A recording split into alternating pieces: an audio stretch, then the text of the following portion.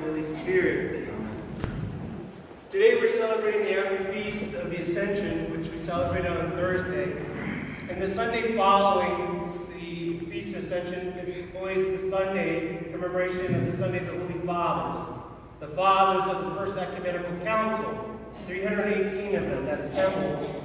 And they decided together as a group that Christ, this is what they always had believed, that Christ was consubstantial, that he was equal to God the Father, that they were one and the same, except for the Lord proceeding from the Father. It's just that he was begotten. This was to combat Arius, a well-known preacher at the time, that said that God, that Christ was a created being. And so the fathers got together and decided this matter. And so this is why we hear this gospel from St. John, the theologian, that specifically says that Christ is with the Father from before time. This is why this gospel is appointed today. And also, likewise, we hear the epistle today in the Acts of the Apostles, written by St. Paul, that a warning to the church that there's going to be strange doctrines, that there will be wolves inside the church that are going to lead them astray, teaching things that weren't according to the faith, according to what Christ had delivered to the apostles and that were kept by the church. And so today we honor those fathers. We also in the hymnography call them prophets. They were prophets because they foretold what the church needed to know about who Christ was, about his divinity. And so we hold tight to this teaching that Christ is truly God, that he's equal to the Father and also the Holy Spirit. 2/3 of our creed, the symbol of faith that we pronounce, was written at this time at the First Ecumenical Council. And we thank God that this was done because we can really see that the Holy Spirit was guiding the church and that we hold true to the true teaching. And this word truth is difficult today in our modern society because everything seems to be objective. Everything seems to be changing with the times. Everything wants to be changed, right? We didn't know what we should have known long ago. We weren't not knowledgeable enough. We didn't know the science, and so things can be changed and updated. And this is a temptation that we have to fight, brothers and sisters. But we have to stay strong to the doctrines of the church. And indeed, the bishops today and the clergy, in their absence, defend the doctrine, the teachings, the dogmatic teachings of the church. That is their duty, is to protect the flock by guarding them from outside teaching. We know in our own Christian faith that there's multiple sects over and over again that have split from the church over throughout history. They've changed what we believe.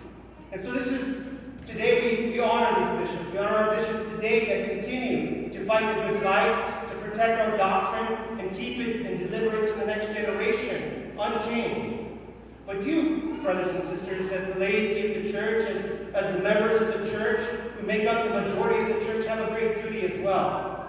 I was told by a bishop that in Russian there's a saying, and I don't know if it translates well into English, but it says that the bishops are the protectors of the doctrine, but the people are the protectors of piety. And so today, in our ever-changing world, I think that we need to remember that you, brothers and sisters, are protectors of the piety of our church. And what do we mean by piety? We mean by all the little things, the little actions, the little traditions and customs that we do in our church that make our church, that make it feel home, that make it always something that we want to come and do. It's different from the world. We walk through those doors, our behavior changes. It is different because we have a specific way of acting in church. We have a specific devotion to God and to his church. And then we have to be faithful in protecting those. We let them go too often. We think it is strange sometimes our practices in today's world, and we try to forget about them, or we deny them, we call them superstitious, we call them unnecessary. But it is your duty to protect them. By protecting the piety, the doctrine stays intact. By acting a certain way, our beliefs mean something. And so what are these pieties? Just a few to name them off. Coming to church for feast days and on Sundays over and over again, and preparing for them by coming to evening services. We say keeping vigil, right? We hold vigil in more reality, we need to keep a vigil in our heart to prepare for the communion at home. Do we prepare to receive communion at home in a pious way? Or do we treat just going to church as another event on our calendar? We have to prepare for it. We come in, we light candles. We come in, prepared, and dressed appropriately. This is another thing that we changes over time, right? We don't need to dress a certain way to come into church, to look respectful to God. No, brothers and sisters, we do. We have to keep that piety alive. We venerate the icons. We prostrate ourselves in church. We ask the priest for his blessing. These are all things foreign to the world. All things that make us look silly, really, to the rest of the world, to even to other Christians. But have courage, brothers and sisters.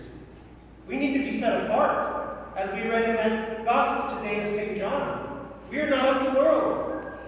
We are different, and we need to be different. And we need to be courageous and brave to show how different we are in our piety. We order services for the dead. Oftentimes the dead are forgotten. They're forgotten. No more memorials for the dead. This is a pious custom that we need to keep intact for our loved ones that have gone before us. But we don't do it anymore. For some reason, it's a very few of us that keep this tradition. And then we could go on and on about all the many little traditions, and some of them differ from church to church. But the point is that you are charged, and always have been, with protecting the pious customs of the church. Really, it is not the priests, it is not the bishops who do that. We are to guard the faith, the doctrine, which we think is the ultimate thing, right? And in fact, in our modern society, all that matters, it doesn't matter how we worship and do anything, as long as we have a bare minimum belief in certain things, right? It's not true. In order to believe, you have to act. And to act, you have to do it like everyone has done it from the beginning. Our pious customs need to be held on to. They need to be promoted and taught to our little children and to the next generation. The same way you were taught it when you were young. How many of these things that you used to do? How many times have I heard it? We used to do that, Father. Well, why not anymore? You've lost your courage to be the protectors of piety. You, brothers and sisters, are charged with that. You, brothers and sisters, have to take on that mantle. And you can. Remember, how you inherited the church is how you give it over to the next person. Just like the bishops inherited a doctrine and we keep it, and the bishops keep it, and the priests, to the best of their ability, follow the bishops and teach that doctrine.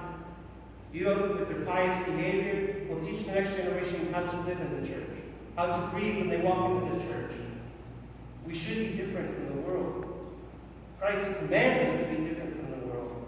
So never be embarrassed, never be ashamed, but proudly be brave about how we live in this church. That we do different than the rest of the world. We don't move with the modern times, brothers and sisters, because they say so. No. We inherited something from the fathers that we are celebrating today at the First Ecumenical Council. And we should thank God for it. And we should thank God that we've inherited from our grandparents and our parents and the people before us, and never lose touch with what they taught us.